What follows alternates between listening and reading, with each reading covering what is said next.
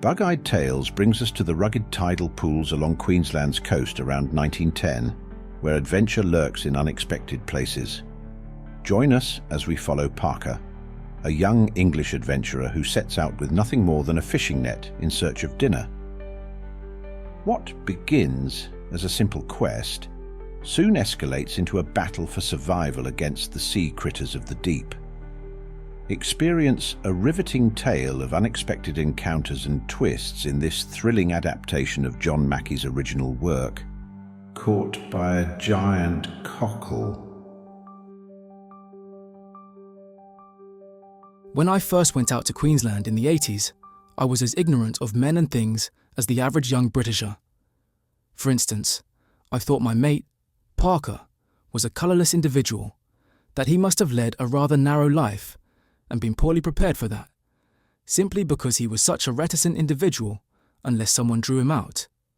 I soon found out, however, that he had passed through a better school and college than I had done. He had been through the world's mill. We had taken up a claim together on the Croydon goldfields, and one Saturday afternoon, when we had washed our clothes and tidied up the camp, which had been somewhat neglected during the week, we sat down on upturned boxes in the shade, and I began to question Parker about his doings. He looked like a man who has seen and done things. Why shouldn't they? I asked. With that, Parker knocked the ashes out of his pipe and began his yarn. I suppose you're one of those chaps that like a yarn. Well, there are lots of fellows in this camp that are ready enough to load you up with stiff yarns if you've a weakness that way. Unfortunately, very often, those who have the experiences best worth listening to are those who don't care to speak about them. For many reasons, one of them being that an experience may have been so unpleasant that even to recall it may be to suffer again. But I don't want you to think I'm exactly a moral coward, so I'll tell you of an adventure I had a few years ago near Cardwell on the Queensland coast, and you can tell me afterwards whether you think it's the sort of thing a fellow would rather remember or forget. I was very hard up at the time and was cooking for some chaps who had started a bêche de mer or sea cucumber station some 50 miles or so from the little township. A mighty lonely, one-horse sort of place it would have proved, I can tell you, if it hadn't been for the Aboriginal Australians on the mainland when I wanted to go for a stroll, the sharks and stingrays we had to reckon with when we felt inclined for a dip in the sea, and the uncanny insects and enormous snakes that were always turning up when we ventured to take a shortcut through the mangroves. These things kept us continually on the hop, but there were worse horrors which one could not well guard against, and one of them I'm going to tell you about now. One day, I had been left behind at the hut to make a batch of bread, and, as I had managed to put it in the oven fairly early, and there were yet 2 or 3 hours of daylight ahead of me, I determined to visit a neighbouring bay and do a little fishing by means of a hand net. Having only recently come to that neighbourhood, we were all anxious to explore and find out what we could about the irregular and deeply indented coastline. Half an hour's sharp walking brought me there. It was a lonely little bay, and one we had hitherto only peeped into at high water. The shore was fringed with mangroves, and as it was now low tide, a considerable expanse of sand, gravel, and seaweed. Covered rock was laid bare. I walked to the edge of the water and saw in a species of pool between 2 low parallel shelves of rock a school of mullet which the outgoing tide had left there. "Fresh mullet for supper?" I said, and began to walk out on the damp and slippery ledge. All I had to do was to put down my net and scoop them up. When I got out some little distance, I would get bodily into the pool, if it was not too deep. Of course, the sea water is so warm in the tropics that one doesn't at all mind a wetting. But the mullet had no intention of allowing themselves to be taken so easily. The water did not look more than a few feet deep, so I slid off the rock and began operations. In places, the seaweed floated on the surface, and I soon discovered that the bottom of the pool was most awkward for my purpose. It was furrowed by parallel ridges of rock, and as I could not see for the weeds, I found myself at times plunged up to the armpits. But the pool swarmed with fish, and I had no intention of going home without some. I'd emptied a couple of netfuls onto the dry rock, and was waiting desultorily in the pool again, when plop, I stepped into deeper water. I thought my left foot encountered something peculiarly spongy, but before I had time to wonder what it could be, I felt myself gripped, as in a vice, just above the left knee. It must have been some latent instinct that prompted me at the same moment to raise my net in air and poke the stout handle down in the direction of my imprisoned foot. I noted that the tough pine grazed something hard in its descent, but tore through something soft lower down. I was up to my waist in water, and for the moment could not imagine what had got hold of me. When I did realise what had happened, my heart almost stood still with horror. I was in the grip of that terrible giant cockle whose scientific name is Tridacna gigas, and which one sometimes sees in the hallways of natural history museums, for the simple reason, I suppose, that being so gigantic, room cannot be spared for them inside. This one was at least 3 feet in length and 30 inches in breadth. But for the fact that I eased the pressure on my leg by bearing on one shell with that stout net handle, I think I must have lost my leg. As it was, the pain was terrible, and the horror of the situation such that it was as much as I could do to retain my senses. Luckily for waders in the Pacific, those giant cockles are not too common. I had been warned against wild blacks, stingrays, sharks, all sorts of jellyfish, and water snakes, but no one, so far as I could remember, had mentioned the giant shellfish as a possible danger. I'm inclined to think from what I have learned since then that it is decidedly against the principles of the bivalve to act on the offensive. I believe that unless it is caught napping, and I suppose even shellfish nap sometimes, it will promptly close up, as it strongly dislikes having any foreign substance introduced into its anatomy. As it was, when once that monster shellfish found my left boot bruising its tender body, it had promptly closed on me. It had not the sense to ease off and let me withdraw my leg. After all, how was it to know whether I intended withdrawing it or not? My leg was doubtless, to its fishy brain, a dangerous enemy, and, in obedience to that marvellous seed of life, the powerful muscles contracted, exercising a force that finds a ready comparison when one thinks of the resistance any small shellfish, an oyster for instance, offers to an opener. Imagine, then, the appalling force exerted by that mighty cockle. The wonder is, it did not nip my leg off, but for the fact that I kept bearing on one shell with my stout stave, the net handle, it might have succeeded. But how long was it going to keep me there? Surely it was not going to maintain that awful grip for any length of time upon my helpless limb.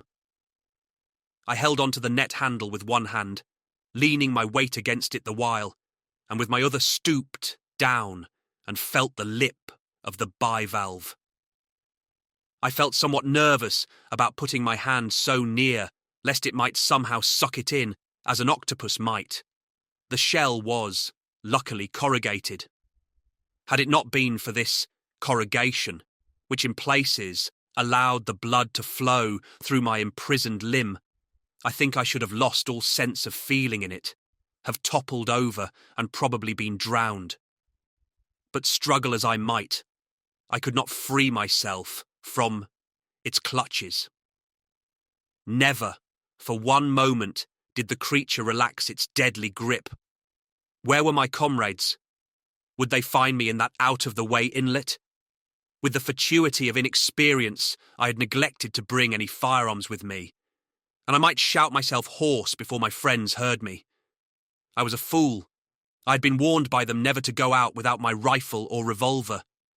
If an unfriendly aboriginal came upon the scene now, they could spear me or knock me on the head without the slightest danger or difficulty. and then a fresh horror suggested itself.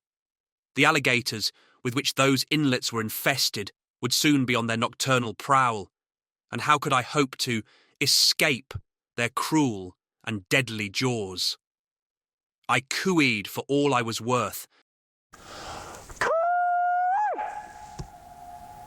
and tried to force back the uppermost lip of the bivalve, but the lapping of the waves must have rendered my voice inaudible 100 yards distant, and the stout handle of my net made not the slightest impression on that ghoulish cockle. It was instinct with devilish life, and was not to be thwarted by any puny efforts of mine. It seemed to me that I had already been an eternity in its deadly grip. So many and poignant were my thoughts. I listened intently, looking anxiously around for signs of my comrades, but the gloomy mangrove-fringed shores hemmed me in. They were as hopeless as the walls of a prison. It was no use looking out to sea. Nothing ever showed there save an occasional wreath of smoke from a steamer away out towards the barrier reef.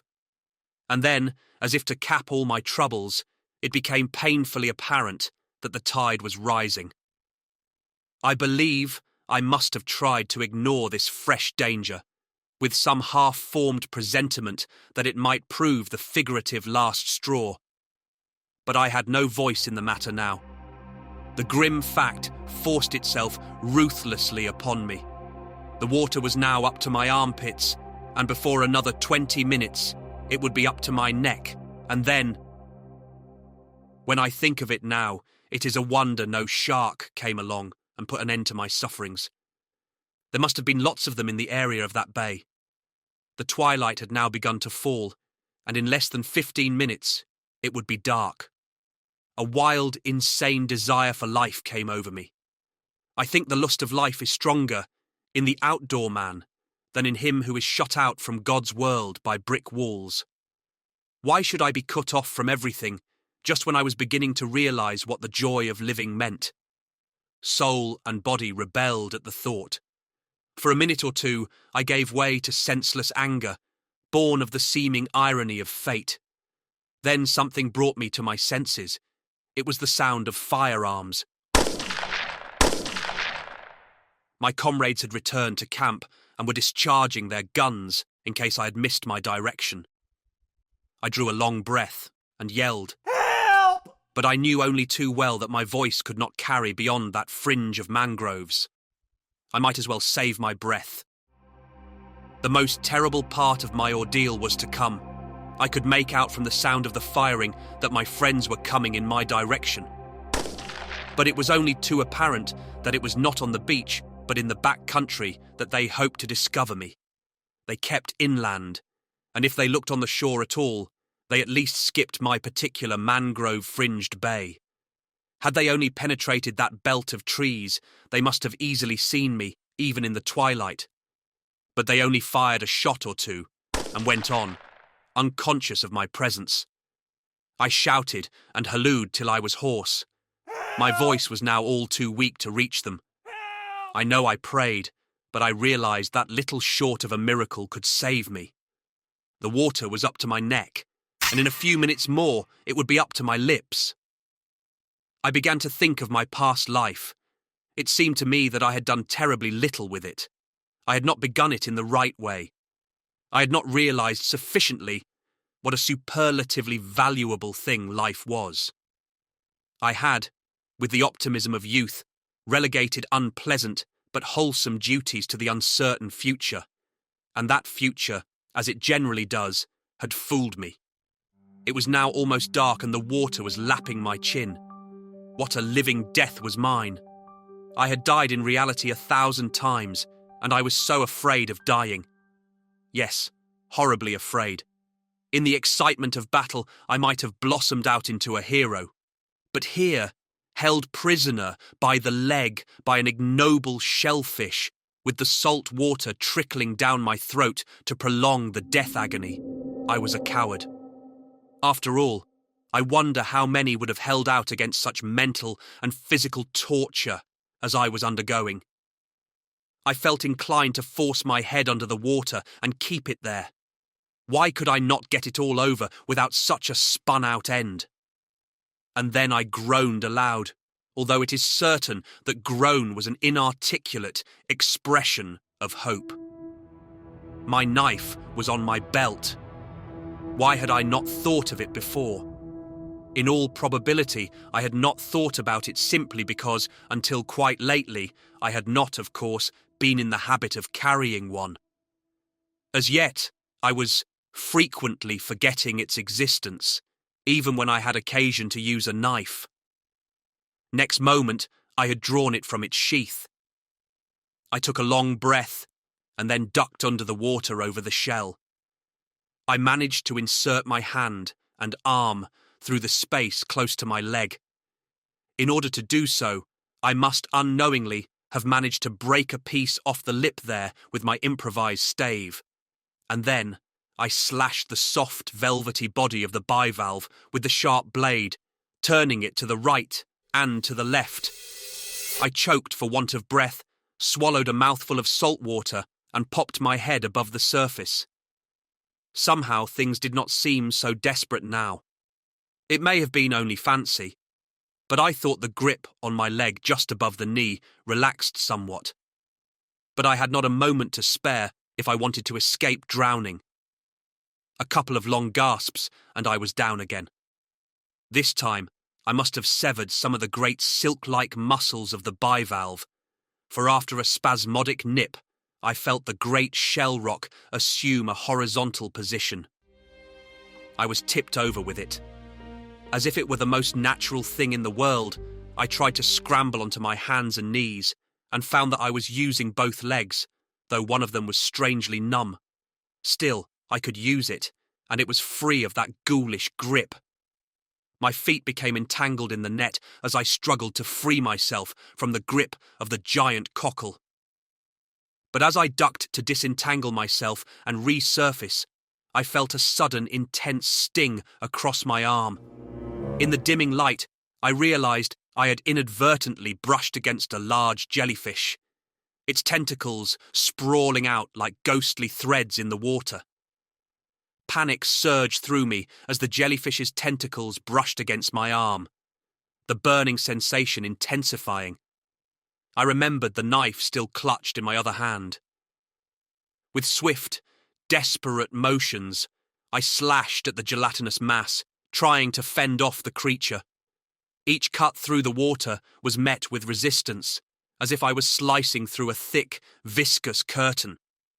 The jellyfish, a bulbous bell pulsating in the water, seemed to recoil with each strike, its tentacles contracting and writhing in the murky sea. Finally, with a few more forceful strokes, I managed to sever the clinging tentacles. The jellyfish, its buoyancy lost, began to sink slowly beneath the waves, leaving behind a trail of iridescent particles. My arm throbbed painfully, a stark reminder of the encounter.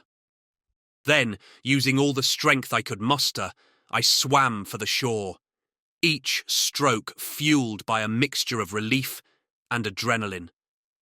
As I dragged myself onto the shore, the pain from the jellyfish sting pulsed through my arm like an electric current. Shivering, not just from the chill of the evening but also from the shock of my ordeal, I recalled a peculiar bit of advice I'd heard from one of the local fishermen during one of our earlier, more carefree days on the island. They say, if a jelly stings you, the best thing is your own pee. It's the island's magic potion. At the time, I'd laughed it off, adding it to the collection of bizarre local folklore. But now, faced with the throbbing pain shooting through my arm, the idea suddenly seemed less ridiculous and more like a potential act of desperation. Looking around to ensure the beach was deserted and I wouldn't be the star of a slapstick seaside scene, I decided to try it. When in Rome, I muttered to myself. Albeit, the Romans probably never had to deal with jellyfish stings. With a grimace, I awkwardly positioned myself, hoping to aim just right. This'll make a funny story if it ever comes out, I thought, as I administered my own peculiar brand of first aid. Perhaps it was the absurdity of the situation that distracted me from the pain. Either way, I found myself laughing alone, half in disbelief at what I'd just done, half in relief from the sting's ferocity. As I sat there on the cool sand, my laughter mingled with the rhythmic lapping of the waves, and I thought, well, that's one for the books. Who needs medical advice when you've got island law and a full bladder? I reached the camp just as my comrades returned, with the idea of building a huge bonfire to guide me should I have lost my way. The angry red welts from the jellyfish sting throbbed painfully. My unconventional remedy, an impromptu application of urine, provided no relief. Realizing my folly and still in considerable pain, I was promptly brought to the camp doctor. With a shake of his head at my misguided first aid, he treated the affected areas with vinegar to neutralize the venom, and then had me soak in hot water, which finally began to ease the burning sensation. But that was nothing compared to the fear of the ordeal itself. My leg was blue and stiff for a day or two, but that was nothing. Perhaps you can understand now why I said there were certain experiences in life that don't exactly make for pleasant telling. The physical scars would fade, but the memories of that day's fight for survival against a giant cockle and a venomous jellyfish would linger much longer in my mind.